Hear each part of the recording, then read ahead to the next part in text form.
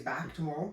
Big things. We have a lackluster Toronto Raptors team versus a even more depressing, now with the news of Zion being out, Pelican team. And then the late game is probably the best one, the Clippers and Lakers. Many people saying that's probably going to be like the finals, Western Conference Finals type of thing. Yeah. Let's just talk about that late game, the Lakers and Clippers. Like your predictions, kind of a preview for the season for them. Like the NBA is back tomorrow. Like it's regular season, back to normal. Can't wait.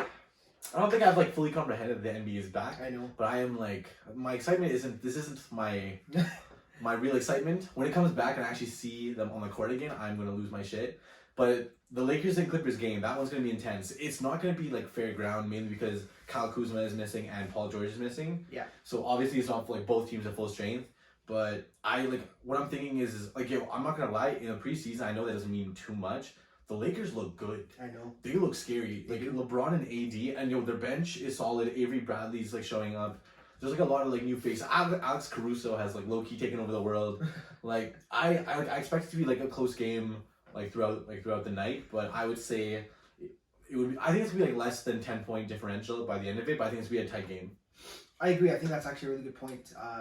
I just wish Paul George was playing and Kyle Kuzma were playing. Yeah. I feel like the Lakers are going to come in here and really, they want to send a message to the Clippers, I think. You think so? And just like the league itself? And the league itself. I think they want to come in here and just absolutely dominate from the opening tip. Yeah. Let's not talk about the Clippers like they don't have an amazing team, though. Like last year, there was...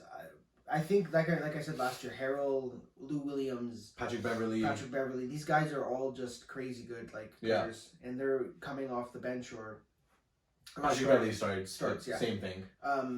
I just think that team is so good, and the Clippers are going to, even without Paul George, they're going to be so hard to beat. But with AD LeBron, like I said, I think LeBron's like on a revenge type of thing, like a revenge tour. Yeah. So I think they're going to win tomorrow. You think so? By maybe 15 points. 15? They're going to send a message. But you think they're going to like kind of blow them out? Kind of, a little bit. A little bit, okay. Kawhi's going to keep it close though. And then I think just as a preview for the season, where do you see the Clippers going like this season?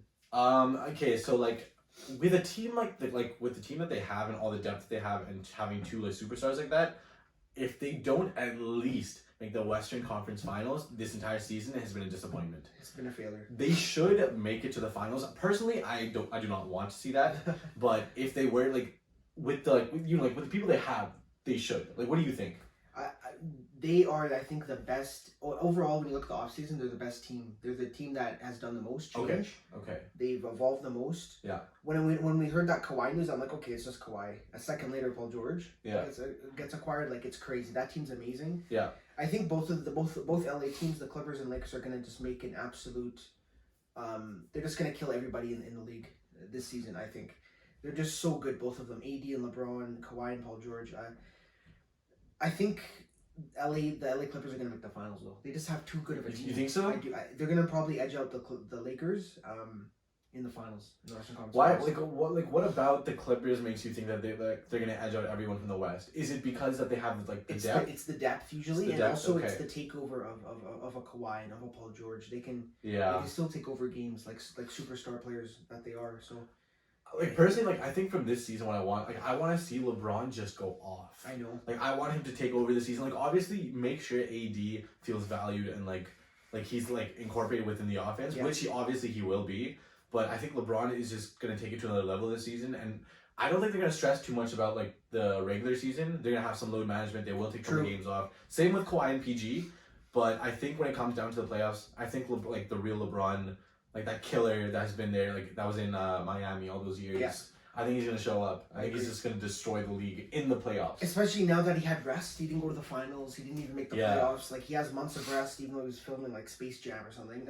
There was a thing. I think Jalen Rose said he was like he said something like he said LeBron has not played a professional basketball game in 207 days. That's crazy. Think about that. It's a long time. I think they made a joke. They were like he hasn't had that much time off since he was 9. Yeah.